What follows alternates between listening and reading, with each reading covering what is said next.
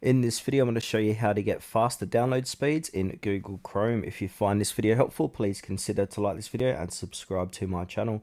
In saying that, let's just jump straight into the video. Alright, so what we need to do is open up Google Chrome. Now where it says search Google or type a URL, we want to type in Chrome //flags, then hit enter. Now, once we're inside here, where it says search flags, we want to type in parallel downloading. And now from here, we're going to make sure this is enabled. So where it says default, make sure that is enabled. And then it will say your changes will take effects next time you relaunch Chrome. So go ahead and click on relaunch.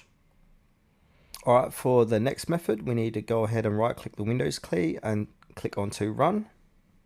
Then from here, we need to type in ncpa.cpl and then click enter. Now we're going to choose the internet connection you're using. I'm using Wi-Fi.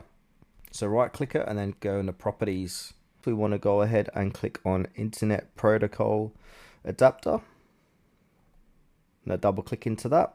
Then from here at the bottom, we'll say use the following DNS server. So from here, we need to type in 1.1.1.1. Then for the second one, we need to do 1.0.0.1. Then hit OK.